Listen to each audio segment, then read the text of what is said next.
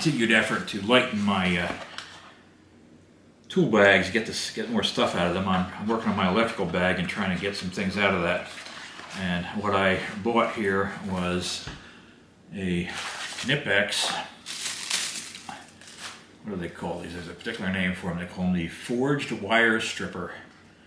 Okay, so basically it's a multi-tool, and it does various things. It has a wire stripper on it. It has bolt cutters. There's holes here to cut these small bolts that are screws, I should say. Small screws that are used to hold like a receptacle to the box. Those type of screws. So there's a place to cut there. And let's see. A little trick to get these. There we go. All right. There's a lock on the tool, so that when you squeeze it, if you rotate that, it keeps the handles together, which I really like because it makes it easier. Makes it easier to put them in and out of your tool bag. And if you're got them in your pocket or something like that, you can. It's nicer; they don't catch. There's a wire cutter in here, and you'll note that that is not a straight blade in there. It has a kind of a shape to it. I'm going to show you in a second why. It's also unlike a normal pair of wire cutters. Here's a lineman's pliers. The jaw on this, best way to show that, the wire is trapped between the two sides and it pinches it in between there. This has a shearing action. The blades pass each other like a tin snip would be, and that makes it cut a lot nicer. So let me show you here. We've got, well, let me finish describing this before we got, so the strippers are, we go from 10, 12, 14, and 16 gauge, so that's good.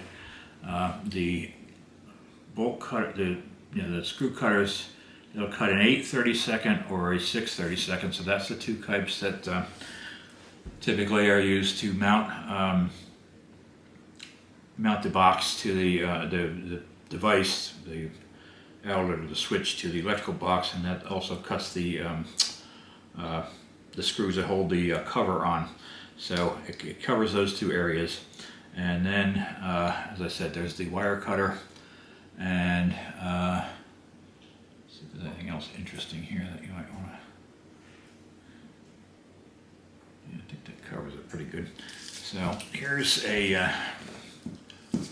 Do open quite a bit. Here's a 12-3 cable, and that just snaps right through there. These are a pair of Milwaukee lineman's pliers. They're nice pliers, but it takes considerably more force to cut that with the lineman's pliers than it does with that. I got these cheapo, no-name Junko, can't even read the name on it, shears, and it doesn't do any better than the lineman's pliers do. So it cuts pretty well. Let's see if we can and as far as stripping is concerned, let's see what we do. So what you do with this is you lay this in here at an angle. There's a little kind of an angled part to set this in. Then you clamp down on it, you let it go straight, and then you pull it, and that strips it right off. So it strips nice. So a very good addition to the, hang on 1 second. I misspoke. I see by the label here, actually I missed one. There's labels on here for cutting, for stripping 10, 12, 14, 16, but there's actually another hole there, and it says on here that it goes up to 20. So it will strip a number 20 wire as well. So that's pretty cool. Now, and notice one other thing here. The width of the pliers, not quite as wide as a lineman's would be. However, if you need to twist some wires together, it is wide enough to grip several wires and twist them together so that you can put the wire nut on. So what I'm planning on doing then is this is going to, let me try one other thing before I get there, getting ahead of myself a little bit. The other thing is they're wide enough to twist some wires together, but they're also narrow enough to grab and put a loop in the wire. So this potentially replaces a whole bunch of tools. Now, if I was doing professional electrician's work, which I do not do anymore, did do at one time, I would probably still be carrying multiple tools. But for my electric bag, I'm trying to get some weight out of it, and I'm only putting tools in there that I'm going to use that cover 99% of the situation. So it's like I'm calling it the 99% rule. There's going to be times when you need something else, but I only want the tools in there that I'm going to need that are going to cover most of the situations. There's going to be exceptions that come along. So basically this is going to replace a cable lopper, needle nose, wire stripper, and the alignments. So all of this stuff, all four of these will go into my auxiliary tool bag, which I don't carry every minute, and it'll be replaced with this one tool. Now, most of the time when you try to do something like that, you know, the one size fits all, it usually is such a compromise that you end up putting all the other stuff back in there. But this is so well designed and so well made that we're not going to have a problem with that. So that is, this is going to save a lot of weight and bulk in my electrician's tool bag. There's one other aspect of it that you should be aware of. When you cut stranded wire with this type of cutter, where the two sides meet each other, they don't have the shearing action. I'm not sure how well this is going to show up on the camera. It tends to mush the wire flat, and that can cause some aggravation when you have to insert that. You have to go and twist the wire back together before you can insert it wherever you're putting it.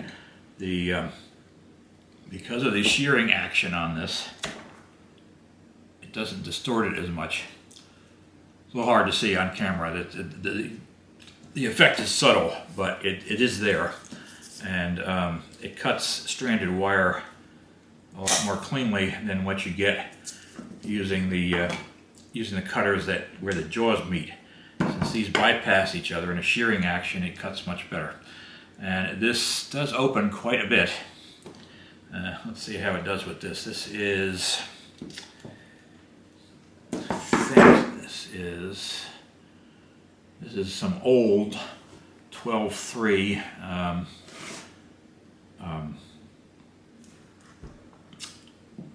rubber sheathed cord like you would have on a machine. Let's see if this will cut that, because this is a real stinker to cut. All right, you do have to spread it quite a bit. Let's see how it does. Oh wow, that went right through there. I didn't expect that to make that quite so easy, because when you have to cut it with this, it's a two-handed job, and even then it doesn't want to go through. So that is a much better way to cut wire, that shearing action. Knipex also makes a dedicated wire shear. It doesn't have all the other features on it. It's just for shearing wire. I'm going to get that at some point and add that to the tool bag. So anything this won't cut, because if you get into a larger gauge, this might not open enough to get it in there. But if we get, I'm going to get a pair of them and add that to the box. But anyway, this is replacing 4 tools, a considerable amount of bulk and weight. Makes my life easier, and it performs better than any of those tools do individually.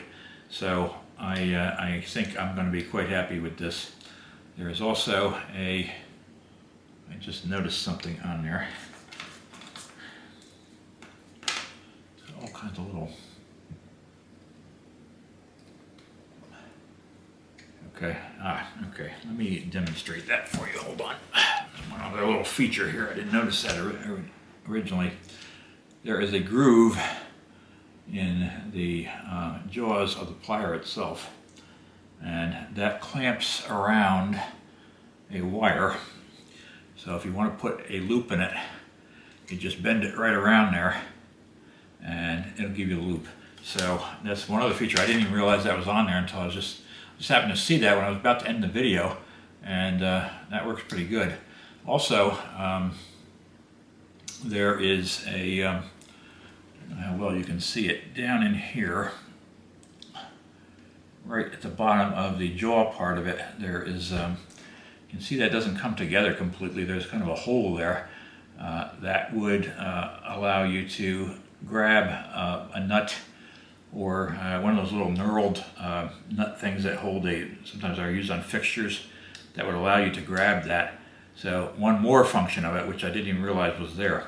So, and I love the fact that this has that latch on there to keep that closed. So a very good investment. They aren't cheap. They're about 55 bucks. But if you didn't have any of these tools, if you didn't have any of these, this single tool would, of very high quality, would probably add up to less than buying all these individually. So if you're a homeowner, DIYer, this having just the one tool, purchasing the one tool might actually save you some money. $55 for pliers seems a little bit much, but you know, you get what you pay for. And in this case, really high quality, great handles on it, and all those functions that actually function in one pair of pliers. They're not just there to say, oh, we added all these functions, you know, it's a 17-in-1 plier. Well, the 17-in-1 pliers that you usually get are junk, but this is not junk. And as it said, it's forged, so these, the body of the plier itself is all forged, and it has some nice textured handles on it. I believe you can get this with the smooth handles too if you like them. I don't care for them. I prefer to have this. So anyway, that's the review of that. I think it's a very good investment. I'll be very happy with it. And I appreciate you watching as always. And I appreciate you subscribing. And make sure you take care of yourselves. Bye-bye.